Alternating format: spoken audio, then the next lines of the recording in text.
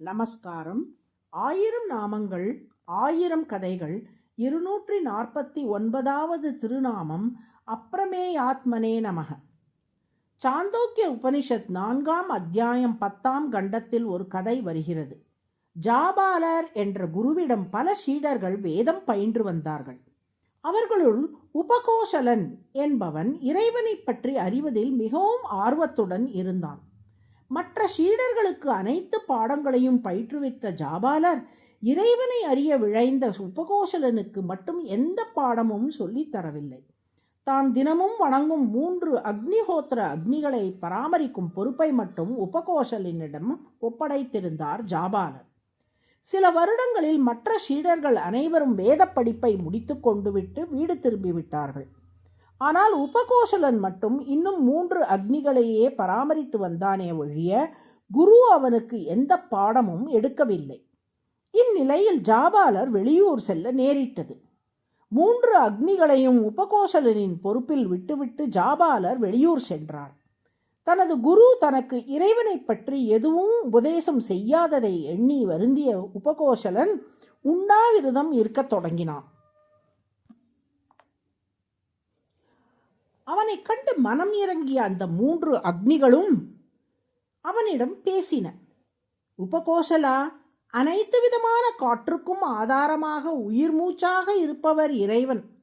ஆகாயம் போல் எங்கும் நிறைந்தவர் அவர். அவர் எல்லையில்லாத ஆனந்தமே வடிவெடுத்தவர் என்றெல்லாம் அக்னிகள் அவனுக்கு உபதேசம் செய்தன. அதன் பின் ஒவ்வொரு அக்னியும் தனித்தனியாக இறைவனை பற்றி உபகோஷலனுக்கு எடுத்து சொல்ல தொடங்கின. முதல் அக்னி பூமி, நெருப்பு, உணவு, சூரியன் ஆகியவற்றை தனக்கு உடலாக கொண்டு அவற்றை உள்ளிருந்து இயக்குபவர் இறைவன் என்று சொன்னது. 2வது அக்னி தண்ணீர், திசைகள், நட்சத்திரங்கள், சந்திரன் உள்ளிட்டவற்றை தனக்கு உடலாக கொண்டு அவற்றை உள்ளிருந்து இயக்குபவர் இறைவன் என்று சொன்னது.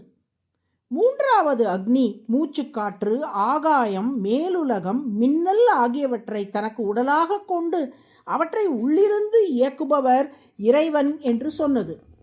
அப்படியானால் இவற்றை எல்லாம் அறிந்தால் இறைவனை அறிந்து கொண்டு விடலாமா என்று கேட்டான் உபகோஷலன்.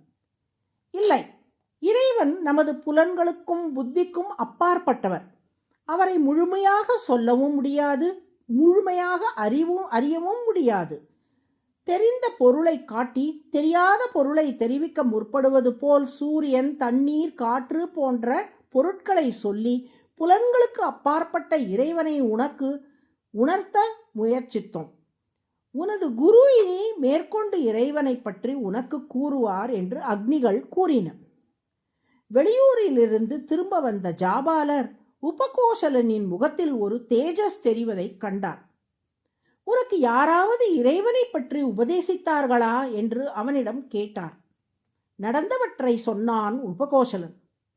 ஜாபாலர், உபகோஷலா, நம் ஒவ்வொருவரின் கண்ணுக்குள்ளும் இறைவன் எழுந்தருளியிருப்பதாக தியானிக்க வேண்டும். தன்னை சரணடைந்தோருக்கு அனைத்து நன்மைகளையும் தருபவர் அவர். ஒளிப்படைத்த திருமேனியோடு அவர் விளங்குகிறார். நானோ, இந்த அக்னிகளோ இன்னும் எத்தனை பேர் பேசினாலும் இறைவனை பற்றி முழுமையாக பேசி முடிக்க இயலாது. நீயும் எவ்வளவு தான் கேட்டாலும் இறைவனை பற்றி முழுமையாக அறிய முடியாது என்றார் ஜாபாலர். ஞானிகள் இறைவனை முழுமையாக அறிந்திருப்பதாக சொல்லுகிறார்களே, அவர்கள் எப்படி அறிந்தார்கள் என்று கேட்டான் உபகோஷலன். அதற்கு ஜாபாலர், இறைவனை முழுமையாக அறிய முடியாது என்பதை யார் உணர்கிறாரோ அவர்தான் ஞானி. இறைவனை அறிந்துவிட்டதாக யாரேனும் சொன்னால் அவர் உண்மையில் அறியவில்லை என்றே பொருள் என்றார். இதையே நம்மாழ்வாரும் உணர்ந்துணர்ந்து இழிந்த கன்று உயர்ந்து உருவியந்த இந்நிலைமை உணர்ந்துணர்ந்து உணரிலும் இறைநிலை உணர்வறிது உயிர்கோள் என்று பாடியுள்ளார். இவ்வாறு நம் ஒவ்வொருவருக்குள்ளும் நிறைந்திருந்தாலும் நம்மால் முழுமையாக அறிய முடியாதபடி எல்லையற்ற பெருமையுடன் திருமால் திகழ்வதால் அவர் அப்ரமேயாத்மா என்று அழைக்கப்படுகிறார். அதுவே சஹஸ்ரநாமத்தின் 249வது திருநாமம்.